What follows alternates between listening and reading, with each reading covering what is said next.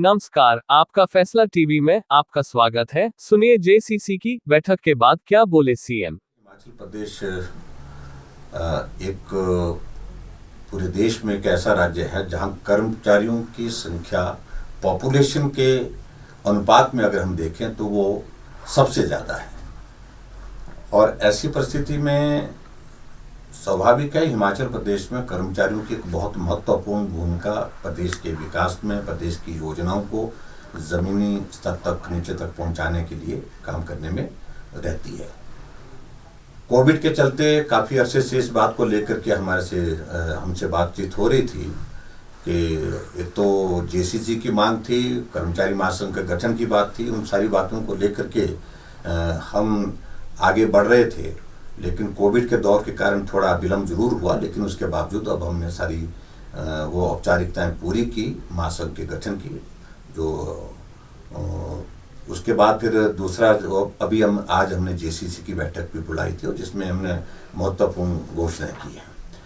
वैसे हिमाचल प्रदेश में हमने कोविड के दौरान भी बहुत सारी जो कर्मचारियों से संबंधित उनकी मांगे थी उनका समाधान हम समय समय पर करते रहे। लेकिन कर्मचारियों को मैं इस बात के लिए धन्यवाद करना चाहूँगा क्योंकि उन्होंने भी कोविड के चलते बहुत ज़्यादा दबाव अपनी मांगों के लिए नहीं रखा और सहयोग किया। सारी हालात परिस्थितियों को समझते हुए उन्होंने इसमें सहयोग दिया। जहाँ तक आज की जेसीसी की अगर हम बात करें, इसमें जो महत्वपूर्ण निर्णय हमने आज जो लिए हैं, एक तो ये है कि कर्मचारियों को 1 जनवरी 2016 से नए वेतनमान दिए जाएंगे। जनवरी 2022 का संशोधित वेतन जो है वो हम फरवरी के मास में जब सैलरी देंगे उसमें उसको शामिल करेंगे, उससे शुरुआत करेंगे और जिस पर हमारी सहमति बनी है। सहमति बनने के बाद मैंने आज विधिवत इसकी घोषणा भी की है। और उसी प्रकार से जो पेंशन, जो पारिवारिक पेंशनरों की जो पेंशन एवं सेवानिवृत्ति के जो लाभ की बात है वो 1 जनवरी 2016 से संशोधित दिए जाएंगे। एक ये भी निर्णय उसमें हुआ है पेंशनर्स के लिए विशेष तौर से, क्योंकि उनकी संख्या भी हिमाचल प्रदेश में बहुत बड़ी है। और उसी तरह से आगे बढ़ करके कर्मचारियों और पेंशनरों को जो महंगाई भत्ता, महंगाई राहत देने की अगर बात है तो वो राहत भी जो लाभ संशोधित वेतनमानों व एवं पेंशन पर दे रहेगा, ये भी हमने साथ में उसको जोड़ा है। यानी कि कर्मचारियों को जो पेंशन वाले जो हमारे भाई हैं जो रिटायर हो गए हैं, उनको जो महंगाई भत्ता, महंगाई राहत जो है वो संशोधित वेतनमानों के साथ वो दे होगा। और इसी प्रकार से एक और हमने कर्मचारियों के संदर्भ में एक निर्णय जो लिया, कुल मिलाकर के नए वेतनमानों व पेंशन संशोधन करने से प्रदेश के कर्मचारियों को और पेंशनरों को लगभग 6,000 करोड़ रुपए के वित्तीय लाभ इसमें होंगे।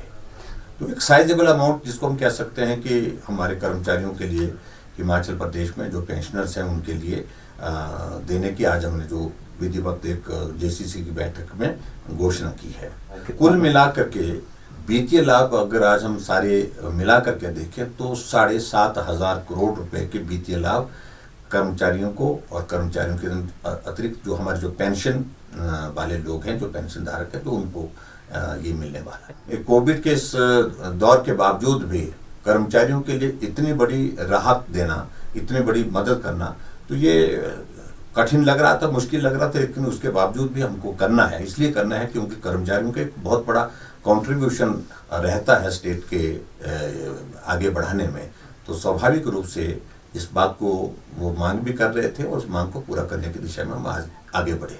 निश्चित रूप से इस बात को लेकर के भी हम कुछ चीज़ों को लेकर के सोच तो रहे हैं कि हम कुछ करें, लेकिन ये हमारे लिए एक तरह की आप बताऊँ इस तरह की स्थिति भी रहती है क्योंकि हमारा पे कमीशन और सारी चीज़ें जो कर्मचारियों से संबंधित जितने भी मसले हैं वो पंजाब से संबंधित रहते हैं। तो इसलिए ये करने कुछ एक चीज़ें तो हमारी उस तरह से हमको करनी ही है क्योंकि पंजाब वालों ने अपना पे कमीशन की जो है वो अनाउंसमेंट करने के बाद उसकी इम्प्लीमेंटेशन की दिशा में आगे वो बढ़े हैं और हिमाचल प्रदेश को भी उसको फॉलो करना है। कॉन्ट्रैक्ट वाला एक बहुत बड़ा इश्यू था, जिसमें जो हमारे जितने भी हमारे कर्मचारी लगे हैं उसमें से एक बात आ रही थी कि जो 3 साल से उसको 2 साल तक किया जाए, वो हमने 2 साल तक करने का एक निर्णय लिया। और इसके अतिरिक्त बाकी जो हमारे कर्मचारी हैं, अलग अलग जो उन कर्मचारियों के लिए भी हमने हिमाचल प्रदेश में सबको 1 साल का जो है वो उसको कॉन्ट्रैक्ट पीरियड में छूट दी है। वो सभी कैटेगरीज को, अलग अलग कैटेगरीज है, इनका जिक्र करें तो लंबा समय लगता है उसमें, लेकिन सबको हमने उसमें राहत देने की दृष्टि से एक शुरुआत की है कि कॉन्ट्रैक्ट पीरियड इसको कम करने की बात। और जो 2 साल करने की मांग काफ़ी अरसे से चल रही थी, और ये हमारी कमिटमेंट, एक ऑनेस्ट कमिटमेंट भी थी हमारी सरकार की ओर से कि उसको हम करेंगे।